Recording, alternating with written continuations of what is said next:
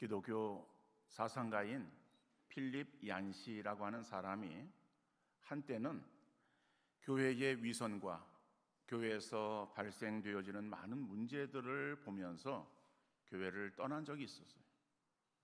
그러던 어느 날 인간은 연약하지만은 교회가 하나님의 영광이 남아있는 마지막 보루라고 하는 사실을 깨닫게 되어집니다. 그래도 복음이 교회 안에 있고 하나님을 향해서 새롭게 되려는 발버둥이 교회 공동체 안에 있다는 사실을 인식하게 되어지면서 다시 교회로 돌아오게 됩니다. 그리고 말하기를 교회가 사명에 실패하고 중대한 과오를 범하는 것은 바로 교회가 하나님의 영광에 미치지 못하는 인간들로 구성되어 있기 때문이라고 말을 했어요.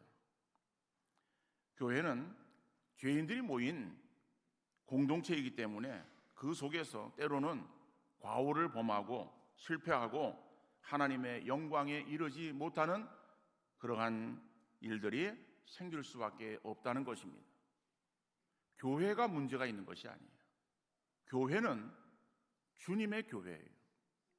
주님의 교회이지만은 그러나 그 안에 구성되어 있는 그 구성원들은 성도들이에요. 그런데 그 성도들은 아직 완전한 영화에 이르지 못한 부족한 그러한 사람들이에요. 다시 말하면 우리가 우리의 모습들을 돌아볼 때에 우리의 신앙의 모습이 어느 정도라고 생각을 합니까? 물론 정확하게 판단할 수 없고 평가할 수 없습니다만은 스스로가 생각할 때 내가 완전한 그리스도인이라고 생각하는 사람은 한 사람도 없을 거예요. 우리의 인격적으로나 신앙적으로나 모든 면에 있어서 아직까지 부족한 가운데 있고, 그래서 우리가 신앙생활을 행하면서 예수 그리스도를 닮아가기 위해서 더욱더 믿음으로 발버둥치고 있는 것 아니겠습니까? 그러니까는 부족한 그러한 사람들이 모여진 공동체, 그것을 우리는 교회라고 말하는데, 그러한 교회이기 때문에 그 교회 안에는 문제가 발생할 수 있고 또 여러 가지의 일들이 일어날 수가 있다라고 하는 것이죠. 자, 그러면서 필립 얀시는 교회가 생긴 것이 하나님께서 감행하신 모험이다 이렇게 말을 했어요. 자, 하나님께서 우리 인간이 어떠한 존재인지를 다 아시고 계시다는 것이죠. 우리가 문제투성이고 결점 많은 그러한 사람인 것을 아시면서도 우리 인간을 사랑하셨어요. 그래서 우리를 위해서 독생자 예수 그리스도를 이 땅에 보내어 주셔서 우리를 구원하셨고, 구원하신 그러한 우리들이 새로운 피조물이 되었지만은 그러나 아직까지 우리의 신앙 인격에 있어서는 너무나도 부족한 그러한 가운데 있음을 우리 하나님이 다 아시고 계신다. 그럼에도 불구하고 우리를 사랑하시는 하나님은 우리를 교회를 세우시고 교회의 공동체로 우리를 불러주셔서 함께 모여서 하나님께 예배할 수 있는 은혜를 베풀어 주신 것이죠. 그러니까는 그 모인 그런 공동체의 구성원들이 완전한 사람이 아니라고 하는 것을 아시면서도, 그러면서도 온전한 교회 공동체를 세우신 그 하나님의 역사는 하나의 어떠한 모험을 감행한 것이라고 필립 얀시는 그렇게 표현하고 있는 것이다라고 하는 거예요. 여러분, 우리가 교회를 찾아서 우리가 이리저리 다닐 때도 있어요. 예를 들어서 교회가 새롭게 이제 옮겨져야 되는 그러한 그 상황에 놓여 있을 때에, 그래서 이 교회가 어떤가라고 하는 그런 것들을 보면서 이 교회 저 교회를 찾아 다니는 그러한 경우들을 우리가 많이 볼 수 있습니다. 찾아다니는 이유가 무엇인가 하면은 어느 교회가 좋은 교회인가라고 하는 거죠. 물론 자기에게 맞는 교회가 어떠한 교회인가라고 하는 것을 생각할 수 있습니다만은, 그러나 세상에 좋은 교회, 세상에 완전한 교회는 존재하지 않습니다. 파랑새를 찾는 동화가 있습니다. 거기에는 파랑새를 찾기 위해서 모든 곳을 찾아 헤매지만은 결국 파랑새를 찾지 못하고 자기 집에 돌아와서 세상에 갇혀져 있는 잿빛 비둘기가 파랑새임을 깨닫게 되어지는 거예요. 세상에 좋은 교회는 존재하는 것이 아니라 내가 지금 신앙생활을 행하고 있는 교회가 가장 좋은 교회라고 하는 인식 속에 신앙생활을 감당할 때에 그 교회가 좋은 교회 되는 줄 믿습니다. 더 나아가서 세상의 모든 그러한 교회의 구성원들은 다 연약한 성도들일 수밖에 없는 거예요. 그 차이가 많은 차이가 나는 것이 아니에요. 그저 세상적인 표현으로 한다면은 그저 도끼인 객긴이에요. 뭐 다 그 사람들이에요. 겉으로 보기에는 그렇지 않아 보여도 실상은 다 부족한 그러한 사람들이다라고 하는 거예요. 그러니까 부족한 사람들이 모여서 신앙생활을 행하는 교회이기에, 그래서 그 사람들이 더 주님의 영광을, 그리고 주님의 더욱더 이름을 빛내기 위해서 열심히 자기의 신앙생활을 감당하고 있지만은, 그러나 역시 부족한 부분들이 드러날 때에 그 부족한 부분들을 보면서 비난하고 그리고 또 비평하면서 교회를 떠나는 것이 아니라, 그러한 어떠한 문제가 있는 그곳에 내가 정말 주님의 제자로 그리스도인으로 썩어지는 미랄이 되어서 거기에서 썩어지기를 원하는 그러한 신앙의 자세가 되어질 수 있기를 바랍니다. 하나의 미랄이 죽으면 30배, 60배, 100배의 열매를 맺게 되어지는 거예요. 그런데 그 한 알의 미랄이 썩지 아니하면 한 알 그대로 있는 거예요. 내가 교회를 위해서 썩어지는 미랄이 되어야 되겠다라고 하는 그러한 그 마음을 가지면서 거기에서 내가 희생할 때에 그 희생되어지는 그 희생의 아름다움이 더 찬란한 꽃을 피우게 될 줄로 믿습니다. 그러한 사람들이 모여진 그러한 교회라고 할 때에 그 교회는 더욱더 주님 보시기에 아름다운 그러한 교회 되어질 줄 믿으시기를 바랍니다. 오순절에 임한 성령의 역사로 성령 충만한 제자들이 나가서 복음을 전합니다. 베드로가 복음을 전하니까는 3,000명의 사람들이 믿고 주께로 돌아와 세례를 받습니다. 그래서 예루살렘 교회가 생기게 되었어요. 오늘 본문은 예루살렘 교회의 모습을 보여주고 있습니다. 우리 한국 교회도 한때는 초대교회로 돌아가자라고 하는 그러한 슬로건을 내걸고 초대교회를 강조했지만은 오늘날에 예루살렘 교회의 모습을 그대로 재현할 수는 없는 거예요.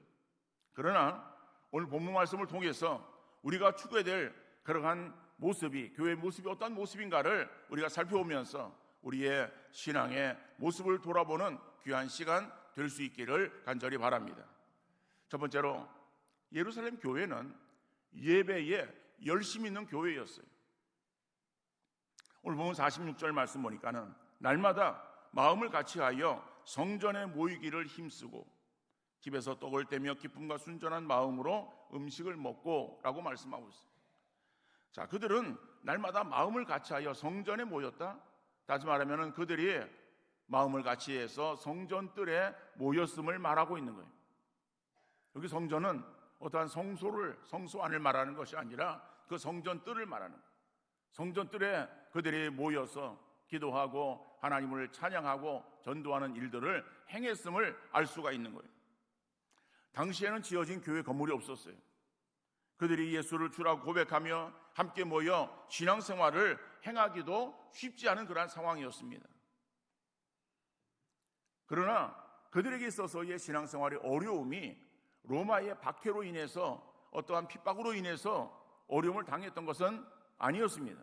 그때까지만 하더라도 로마의 그러한 박해가 아직 있지는 않았습니다.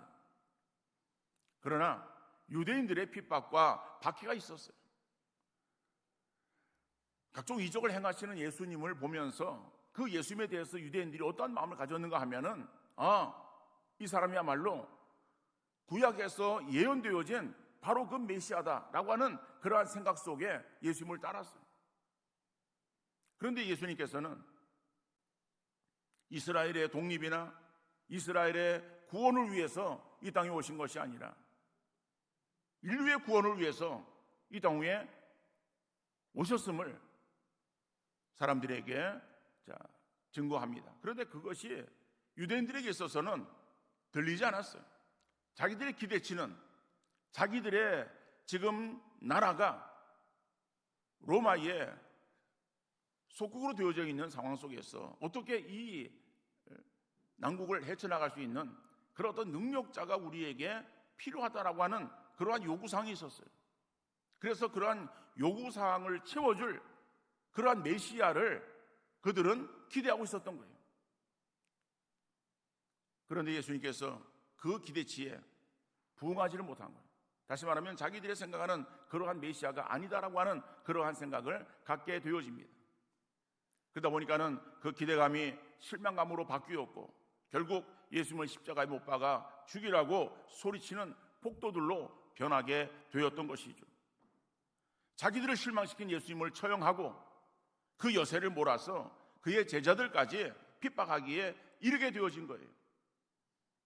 예수의 이름만 들먹여도 핍박이 가해지는 상황에서 감히 예수님의 이름을 전한다는 것은 모험을 하는 것과 마찬가지였어요.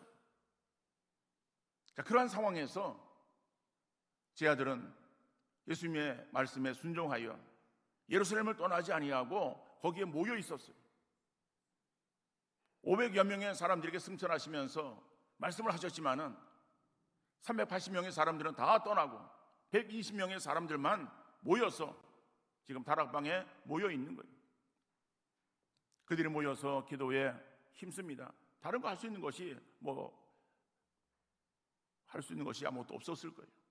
그들은 기도하는 가운데에 열흘쯤 지나서 오순절 이름에 성령이 그들에게 임하게 되었고 성령 충만함을 그들이 받게 되어집니다.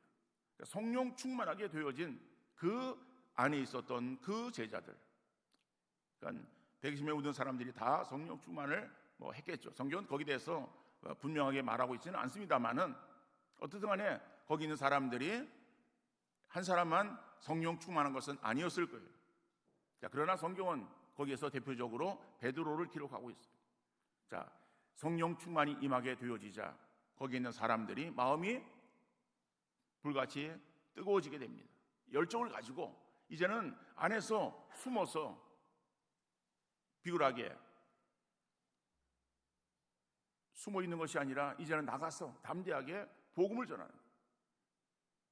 베드로가 복음을 전하니까는 3,000명의 사람들이 주께로 돌아오는 놀라운 그러한 변화 역사가 일어나게 되어지지 않았습니까? 그들이 세례를 베풀었어요.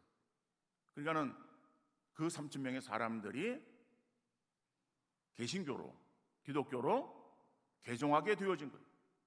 유대 교인이었던 사람들이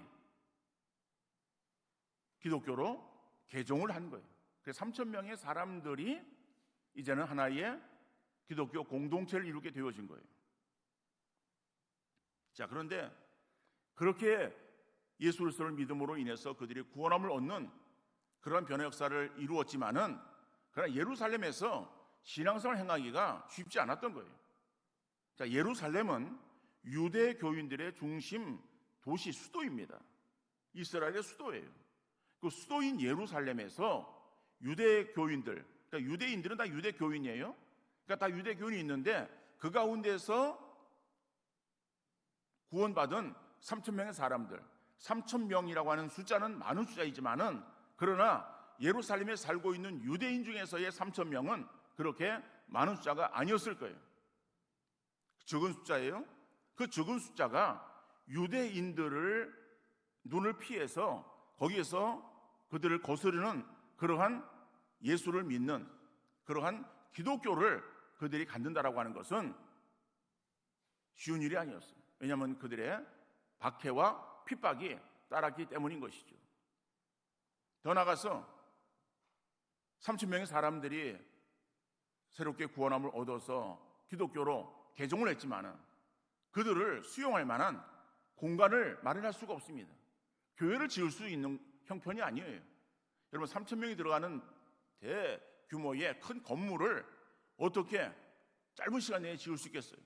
재정적인 그러한 여력도 그들은 없었을 것이고, 또 재정적인 여력이 있달지라도 건축 기술이 그렇게 큰 건물을 짓기에는 짧은 시간 내에 이루어지는 것이 아닙니다. 그래서 큰 건물 속에 함께 모이는 것이 아니라 그들은 가정으로 흩어져서 모을 수 있는 사람들이 함께 모여서 가정교회를 이루게 되어진 것이고, 가정교회에서의 예배 속에 제자들이 나가서 그 예배를 인도했을 것입니다. 어떻든 간에 그러한 그 상황 속에서의 모여진 그러한 어떠한 기독교인들, 그들이 행한 것이 무엇인가 하면은 그들이 하나님을 찬양하며 하나님께 영광 돌리는 예배하는 그러한 일들에 그들이 우선했다라고 하는 사실을 오늘 본문은 우리에게 말씀하고 있는 거예요. 몇 년 전에 국민일보에 실린 기사입니다. 며칠 전 14시간 기다려서 먹은 햄버거라고 하는 제목의 TV 뉴스를 봤다. 미국 콜로라도주 오로라에 신규 오픈한 햄버거 매장에 사람들이 몰렸는데 자동차 줄이 무려 3km나 되었고, 어떤 손님은 자동차 안에서 14시간이나 기다렸다가 햄버거를 샀다는 내용이었다. 자기 동네에 유명한 햄버거 매장이 문을 연다고 불편한 자동차 안에서 엉덩이 아픈지도 모른 채 14시간이나 기다렸다는 뉴스를 들으면서 문득 누가복음 19장에 등장하는 삭개오가 떠올랐다. 자신이 사는 동네에 예수님이 오신다는 소문을 듣고 동네 입구로 뛰어나가 예수님의 얼굴을 보기 위해 돌 무화과 나무 위에 올라간 삭개오. 앉아있기 불편한 나뭇가지였지만 엉덩이가 아픈 줄도 모르고 기다린 삭개오. 결국 예수님을 만나고 자기 집에 모셔드리고 구원받게 되었다. 지금 주님께서는 주님과 만남을 사모하며 주일 예배를 기다리는 예배자, 엉덩이가 아파도 끝까지 예배 자리를 지키는 그러한 예배자를 찾고 계신다. 여러분, 교회는 성도들이 모여서 예배 드리는 일에 최우선 순위를 두어야 될 줄로 믿습니다. 예배가 무너지면 교회는 존속할 수가 없습니다. 그러므로 예배가 신앙생활의 마지막 보루라고 하는 의식을 가지며 우리의 생명 다하는 그 순간까지 예배 드리는 일에 열심하시고 최선을 다하는 우리 모두가 되어질 수 있기를 간절히 바랍니다. 우리는 예배하는 예배자라고 하는 찬양을 소리 높여 부릅니다. 그러나 진정 내가 참된 예배자인가를 생각해 볼 수 있기를 바랍니다. 단순하게 그 찬양이 우리의 입술에서만 울려 퍼지는 하나의 노래의 가사로 국한되어지는 것이 아니라 내가 그 찬양하는 그 모습이 바로 내 모습이 되어지기를 소망하는 우리 모두가 되어질 수 있기를 간절히 바랍니다. 주님이 원하시는 바로 그 교회는 이렇게 하나님을 진정으로 예배하는 예배자들로 가득 찬 교회를 우리 주님께서 원하시고 계시는 줄 믿으시기를 바랍니다. 주일에 다른 일이 있고 예배자 쉬고 싶어도 정말 나를 만나기를 원하시고 기다리시는 주님이 있는 교회에 주님 만나기 위해서 주께 달려나와 예배하는 귀한 예배자들 다 되어질 수 있기를 간절히 바랍니다. 이러한 예배의 열정으로 주님을 찾아 나오는 예배자가 있는 교회가 주님이 찾으시는 바로 그 교회임을 인식하시고 우리 교회가 바로 그 주님이 찾으시는 그 교회가 될 수 있기를 간절히 바랍니다. 두 번째로 예루살렘 교회는 교제가 넘치는 교회였습니다. 오늘 본문 46절 말씀 하반절에 집에서 떡을 떼며 기쁨과 순전한 마음으로 음식을 먹고 라고 말씀하고 있습니다. 집에서 떡을 떼며 기쁨과 순전한 마음으로 음식을 먹었다라고 하는 이 표현은 서로 교제했다는 거예요. 그 교제가 식탁 교제로 이어졌다라고 하는 것을 우리에게 말씀하고 있습니다. 사도행전 2장 42절 말씀 보면은 그들이 사도의 가르침을 받아 서로 교제하고 떡을 떼며 오로지 기도하기를 힘쓰니라. 그러니까는 2장 42절에서 예루살렘 교회를 말하면서 교제가 있는 교회를 말하는 거예요. 교제가, 성도의 교제가 있었다. 근데 그 교제가 떡을 떼며 이루었다라고 그렇게 말씀하고 있는데, 그 말씀을 46절 말씀에서는 좀 더 부연 설명하고 있는 거예요.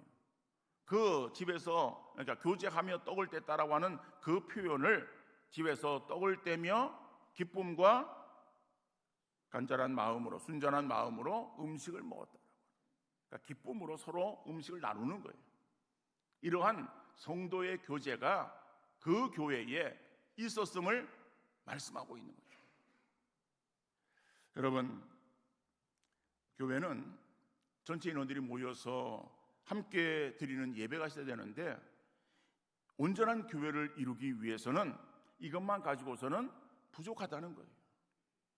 공예배를 통해서는, 우리가 예배를 드린다고 할 때 예배를 통해서는 하나님과 영적 교제를 이루어야 되는 거예요. 그래서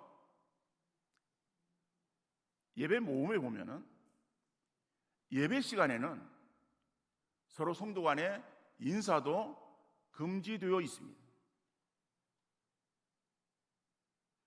우리는 늦게 착석하면서 옆에 있는 사람들에게 인사도 하고 들어오면 사람들에게 인사도 하면서 자리에 앉는 거예요. 여러분, 만약 이 자리에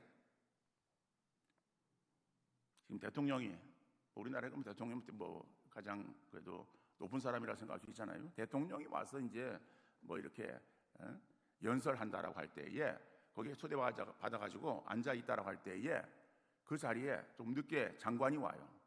만약에 장관이 들어왔는데 늦게 들어오는 그런 장관에게 뭐 아는 체하고 일어서 인사하고 뭐 거기에서 악수하고 그럴 수 있겠습니까? 그럴 수 없는 거예요. 대통령이 있는 자리에 장관이 와도 그냥 인사하지 않는 거예요. 이게 하나의 어떤 예의예요. 우리가 지금 예배 드리는 것은 누구에게 예배 드리는 겁니까? 하나님께 예배 드리는 거 아니에요? 하나님은 우주의 왕이세요. 최고의 지존이에요. 그분에게 우리가 예배를 드리는데 사람과의 대화라든지 인사라든지 이런 것들이 금지되어 있어요. 그러니까 여러분들, 예배 드리러 교회에 들어올 때는 예배에 집중해야 되는 거예요. 자리에 작석해서 예배에 내가 어떠한 준비를 될 것인가, 찬송가가 어떤 매장인가, 성경이 어딘가, 뭐 교동문이 어딘가, 이런 것들에 대해서 미리 찾아서 준비하고 기도하는 마음으로 예배를 준비하는 거예요. 그러다가 예배가 그러면은 오로지 예배에 전념하고 누가 왔다 갔다 하는지, 누가 뭐라 그러는지 전혀 관계있지 아니하고 오직 하나님만을 향하는 우리 예배가 되어야 된다라고 하는 것이죠. 그래서 공예배는 수의적 관계 속에서 하나님과 영적 관계예요. 그러니까 하나님과 영적 관계를 이루어가는 것이 공예배예요. 그런데 그러니까는 이 공예배를 통해서는 수평적인 성도의 교제가 이루어지지 아니하는 거예요. 그래서 수평적인 그러한 성도의 교제가 이루어지기 위해서 필요한 것이 무엇인가 하면은 소그룹 모임인 우리 교회 순모임이에요. 그런데 어떤 수는 편성되어 있어도 관심이 없고 왜 모여야 하는지에 대한 특별한 의식을 갖지 못한 채 흐지부지 되어 왔어요. 여러분, 순모임은 바쁘게 살아가는 성도들을 피곤하게 하고 힘들게 하기 위해서 만들어 놓은 것이 아닙니다. 이 순모임은 우리 교회만 있는 것도 아니고 특별한 몇몇 교회만 있는 것도 아니에요. 한국 교회 역사에 있어서 이 구역 예배, 구역 모임, 이 구역 예배로 부흥한 교회는 서울 여의도 수목음교회예요. 지금 모르겠는데 예전에는 이 구역장들, 그 수목음교회에 구역장들에게 지급한 빨간 가방은 대단한 위력을 가지고 있었습니다.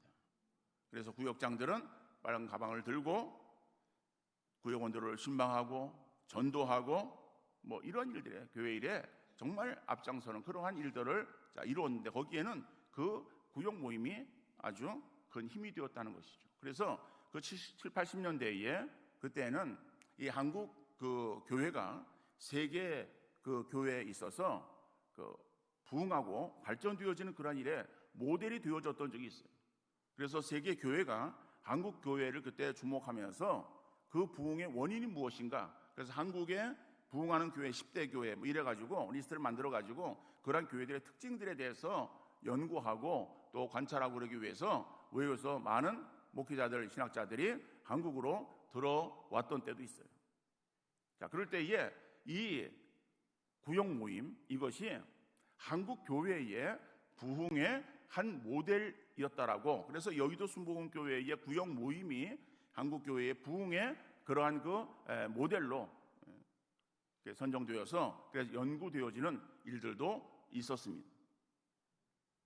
그런데 그러한 구역 모임이 여의도 순복음교회에서만 있었던 것은 아니고, 여러분 우리가 다 기억하지 않습니까? 예전부터 우리 한국 교회는 구역 모임이 있었어요. 가정에서 모이던 구역 모임을 통해서 서로가 서로를 정말 알아갔고 함께 사랑을 나누기 위해서 기도하는 그러한 교제의 장이었어요. 구역원들은 구역장을 따라서 신앙생활을 행하게 되었어요. 그러나 시간이 지나면서 생활 패턴이 바뀌게 되었지만은 변하지 않는 것은 작은 공동체의 모임이 성도들의 굳건한 신앙생활을 이루는 원동력이 되고 있다는 것입니다. 구역 모임이 이제는 교회별로 다른 명칭으로 불리고 있지만은 여전히 한국 교회의 주춧돌이 되어지고 있는 것은 분명한 사실입니다. 우리 교회는 순모임이라고 불리고 있는데 건축으로 인한 예배당 이전과 코로나를 겪으면서 순모임이 약화되었어요. 순모임은 단순히 짧은 시간 모여서 찬송 부르고 주보에 나와 있는 그저 문제를 물어보고 별 대답이 없으니까는 그냥 순장이 답하고 그리고 광고하고 기도하고 마치는 그러한 일들이 되어서는 안 된다는 거예요. 이러한 식으로의 모임이 계속되어지다 보니까는 모였던 순원들도 왜 모여야 되는지에 대한 의구심을 가지게 되고 모임에 참석하지 않게 되어지고 한두 명 빠지게 되니까는 결국 모일 사람이 없어서 순모임이 안 된다고 불평하게 되어지는 거예요. 모일 가치가 있고 준비된 모임이라고 한다면은 사람들이 모이고 싶어 하고 잘 안 모이던 사람들도 소문을 듣고 참석하려고 할 것입니다. 제가 이 시간 누구를 탓하려고 책망하려고 이 말씀을 드리는 것은 아닙니다. 이번 주부터는 우리가 순장 공부와 그 다음에 순모임 방학에 들어갑니다. 그리고 내년에는 새롭게 변화되어진 순원들로 구성되어진 순이 편성되어질 것입니다. 내년부터는 순모임이 새로운 마음으로 새롭게 모이며 활성화되어질 수 있기를 기대해 봅니다. 전체 예배를 통해서 갖지 못하는 그 성도의 교제가 순모임에서 정말 이루어져야 되며 여기에서 진정한 형제사랑이 나타날 수 있기를 간절히 바랍니다. 그러기 위해서는 함께 삶을 나누고 또 기도 제목을 나누면서 간절하게 눈물로 서로가 서로를 위해서 기도해주는 따뜻함이 넘쳐나는 그러한 모임이 되어야 될 줄로 믿습니다. 순원의 어려움을 교회에 알려서 교육자와 교회에 도움을 받을 수 있도록 도와주는 역할도 해야 될 것입니다. 순모임에서 다른 사람을 나보다 더 높여주는 예수님의 겸손함을 맛볼 수 있기를 바랍니다. 하나님 말씀을 통해서 깨달은 지식이 순모임에서 생활화되어지고 실천되어지는 은혜가 넘쳐날 수 있기를 간절히 바랍니다. 나약한 믿음의 성도들이 이 순모임을 통해서 믿음이 다시 새롭게 일어날 수 있기를 간절히 바랍니다. 전도하고자 하는 그 전도 대상자, 이 전도 대상자들이 순모임에 나와서 간접 교회 경험을 하는 그러한 기회를 만들고 그래서 순모임에 나와서 함께 참여하던 그러한 그 VIP들, 이러한 사람들이 또 시간이 되어지면은 또 교회의 어떠한 정한 예배 시간으로 인도되어져서 그들이 교회를 통해서 이제는 신앙생활을 행할 수 있는 그러한 역사가 이루어지는 아름다운 은혜가 우리 가운데 이루어질 수 있기를 간절히 바랍니다. 여러분, 그런데 이것은 어려운 일이 아니에요. 우리 모든 성도들이 이 일의 귀중함을 인식하면 됩니다. 우리들이 서로 관심을 가질 때에 이 일은 쉽게 이루어질 수 있어요. 우리가 관심을 가지면은 관심 갖는 일에 우리 모두가 다 마음을 두고 그리고 그 일에 동참할 수 있는 거예요. 여러분들의 세상에서도 어떠한 중요한 일들에 대해서는 어떤 일이 있어도 그 일에 참여하려고 애를 쓸 거예요. 어떠한 애경사에 내 가까운 사람의 애경사가 있다. 그 애경사에 참여하기 위해서 그죠? 먼 거리도 마다하지 아니하고 시간을 내어서 가는 거예요. 피곤하고 힘들지만은 그러나 그곳에 내가 가야 될 피로를 느끼면은 사람이 참여하는 거예요. 근데 피로를 느끼지 않으면은 가까운 거리에 있는 바로 옆에 있는 그러한 곳에도 우리가 움직이지 않는 거죠. 우리가 정말 이 작은 그러한 교제의 모임인 수모임이 내게 있어서의 중요한 그리고 내가 정말 어떠한 중요한 의미를 던져줄 수 있는 그러한 어떠한 기회의 장이라고 하는 사실을 인식하시고 정말 이 아름다운 그러한 그 모임으로 인해서 정말 성도 간에 정말 따뜻하고 행복하고 아름다운 그러한 그 교제권이 형성되어지는 놀라운 역사가 이루어질 수 있기를 간절히 바랍니다.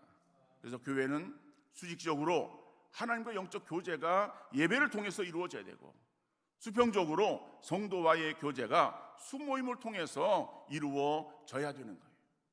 그러므로 교회라고 하는 수레가 예배와 순모임이라고 하는 두 수레바퀴를 통해서 잘 굴러갈 때에 하나님이 기뻐하시는 아름다운 교회 공동체 만들어가게 될 줄로 믿습니다. 오늘 보면 47절 말씀에서는 어떠한 말씀을 기록하고 있습니까? 주께서 구원받는 사람을 날마다 더하게 하시니라라고 말하는 거예요.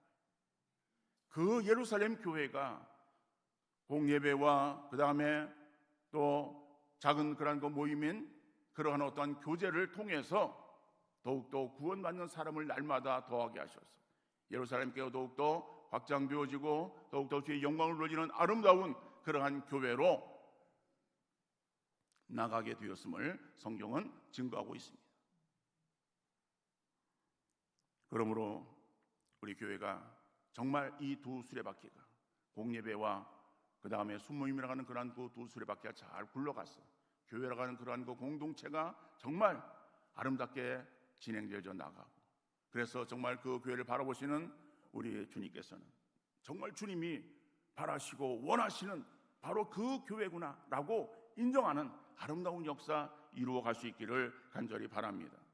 우리 모두는 이 모든 일들을 이루어가는 일에 최선을 다해서 하나님께 더욱더 기쁨을 드리는 복된 성도들 되어질 수 있기를 주님 이름으로 축원합니다.